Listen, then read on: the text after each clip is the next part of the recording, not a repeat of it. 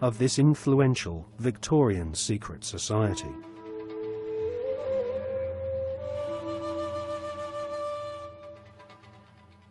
In 1891, Westcott lost control of the Golden Dawn to another high-ranking Freemason magician called MacGregor Mathers.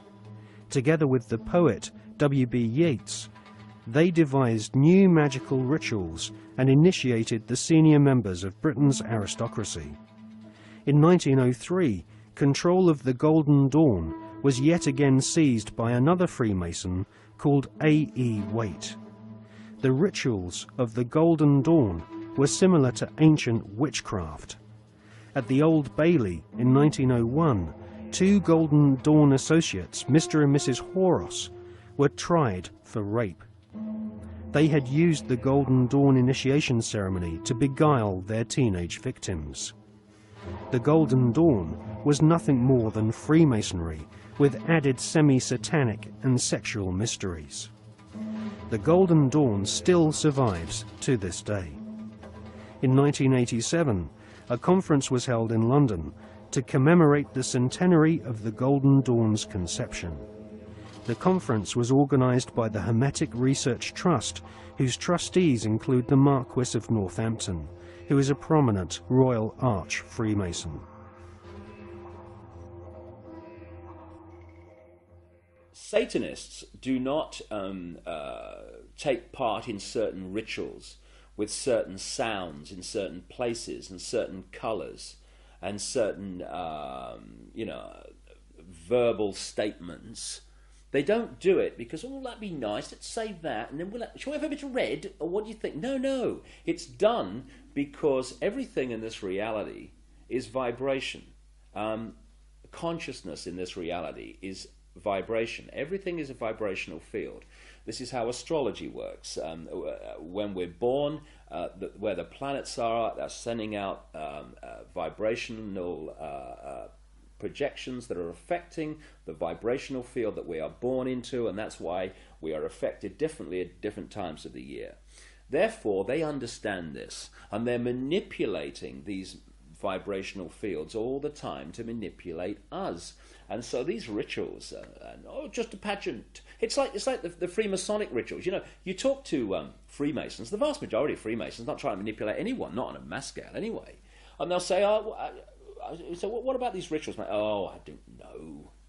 To do silly things, roll your trouser leg up and bare your bloody breast. I don't know, it's some ancient bloody tradition. I don't know what it's all about. Anyway, they do a nice dinner, so you only have to do it once. They don't realise that these initiation rituals are actually set up to affect the participants in a certain way that allows these other dimensional entities, which folklore have talked about for thousands of years all over the bloody planet, this theme of possession by demons. These are entities that exist just outside the frequency range of the five senses. Because, again, because of the suppression of basic knowledge of who we are and the nature of life, we become child's play to manipulate. For instance, people look through their eyes and they think they're seeing everything in the space they're looking at. No, they're seeing a fraction of it. They're seeing a tiny frequency range that the five senses can access. Just like if you tune to radio 1, you get radio 1. You don't get radio 2, you get radio 1. And this is why, if there was a cat in this room now, it might be reacting to what is to us here empty space. But it's not empty space to the cat because it has a greater visual frequency range. Now, just outside the frequency range of the five senses are entities that are manipulating this five sense reality through these particular bloodlines. And one of the key places where this possession takes place is during these satanic rituals and gatherings, when the vibrational environment is created by the ritual that allows this takeover of the mental and emotional processes of these people to take place. And this is why you'll meet so many people who've known famous politicians and staff when they started in politics or before they came into politics. And they'll say, mate, that guy ain't the bloke that I knew. Well, mentally and emotionally, that's literally true in a lot of cases because of this possession that takes place. And people think it's kind of far-fetched and it's maddening, that may happen in Babylon, but not now. Well, please.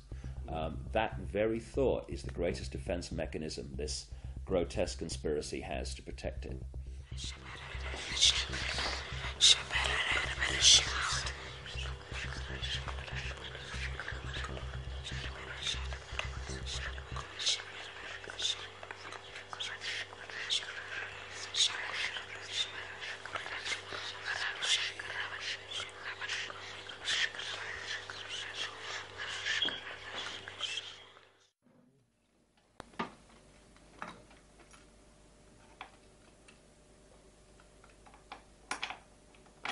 Ecco, vedi?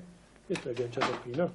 Tanto si aggancia di là, quindi lo porto dentro, no? Poi io leggo le mani qui, leggo i piedi qui al...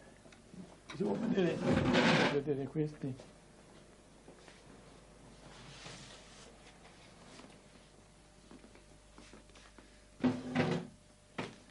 E questo generalmente se, ecco, può legare il braccio, vedete? Legare il braccio di qua di là e i piedi lo stesso a questo alpiolo qui. Dunque, e qui c'è questa cinta perché sono terribili. Questa qui per legare alla vita in modo che non si muova. Mettere questo braccio, vedi, sotto, vedi, qui c'è, ecco, si vede in questo modo, si vede, altrimenti non si regge e rompono tutto. Dunque, tutto questo, adesso vi faccio vedere cosa sono capace di fare queste qui. Questo può essere una ragazza che ha detto, questo è d'acciaio, questo corrisponde a questo qui, no, corrisponde, vediamo qua, ne passo una qui dentro, se lo troviamo, questo sarebbe questo, vedete come l'ha ridotto? È difficile poi con le mani, non è possibile, ha visto? Il demone è pure dell'esorcista. L'esorcismo è lui che ha paura e non abbiamo paura noi. E sono contento di dare in botta al demone. Quando mi dice il demone chi sei, io domando, Satana, ora mi sei capitato, adesso ti ho dato un sacco di botte. Dunque, e quindi è lui che grida. Perché quando grida la persona, ci sono dei grida qui delle suore che si sentono a volte fino in fondo, fino alla strada si sentono. Dunque nel giardino. Ma non è certamente la persona che grida, ma è il demonio che sente queste botte, diciamo così.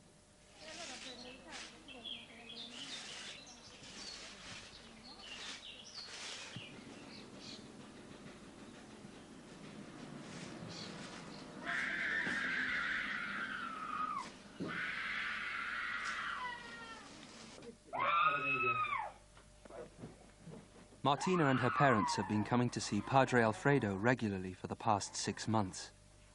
The family has turned to the exorcist in an attempt to solve problems which have troubled their daughter since she was 8 years old.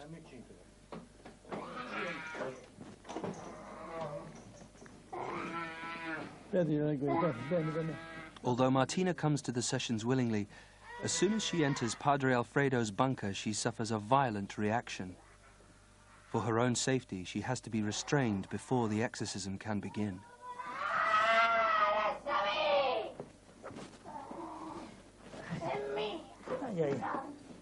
Oh, tu l'inferno, vai!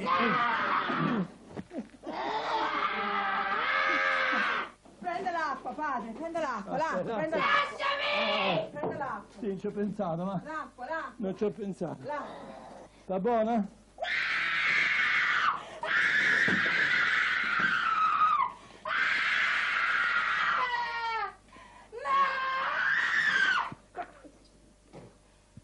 Sta buona, forza. Ci avevo pensato. The exorcism consists of a ritual first formulated in 1614 and updated by the Vatican 2 years ago. Nel nome del Padre, del Figlio e dello Spirito Santo. Signore Gesù Cristo, Figlio di Verbo Eterno Padre, di ogni grazia, Signore Padre, Santo e Santo, il nome, il nome, il nome, il nome, il nome, il nome, il nome, il nome, il nome, il nome, È di Cristo, è di Cristo, è di Cristo. Ecco l'acqua del Signore. L'esorcismo viene una forza particolare. Dunque ho notato questo, a volte il demonio, siccome l'esorcismo sono come fosse uno bastonate, picchia il demonio, no? Mette l'acqua santa nella mano, mi brucia, mi sono accorto di questo. Il demonio è furbo e cerca di parlare per riposarsi. Avete visto mai i pugili, quando si danno i pugni, a un certo punto si abbracciano, si riposano, respirano un attimo. Il demonio fa la stessa tattica, dunque parla e io invece non bisogna dargli retta, continuare l'esorcismo, in modo che non c'è tregua, sono botte. Ave Maria, piena di grazia, il Signore è con te. Tu sei benedetta fra le donne. Marigno. Ave Maria, piena di grazia, il Signore è con te. Tu sei benedetta fra le donne. Benedetta Santa Maria, ma libera. Ma Maria, no, Marigno, è Cristo più forte. Cacciale via, no. Di la verità. Di la verità a questa signora. Esiste o non esisti tu? Il demonio esiste o non esiste? Esiste il demonio! Come fai a dimostrarlo? Come fai a dimostrare che esiste? Le guerre, tutto! Ma questo... Io esisto! E chi non ci crede bene? Ma questo...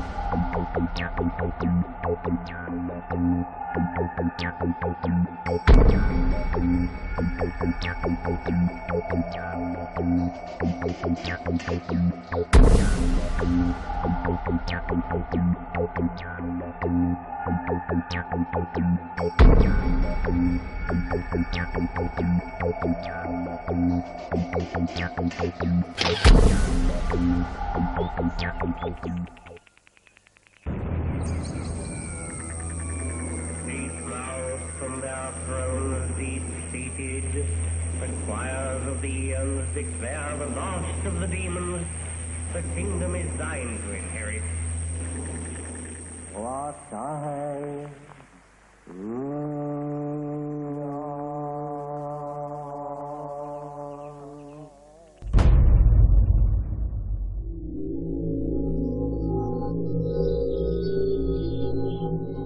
The Golden Dawn's most notorious member was a self-confessed Satanist, Aleister Crowley, who styled himself as the Beast. Crowley was one of the pantheon of cult figures portrayed on the cover of the Beatles record Sgt.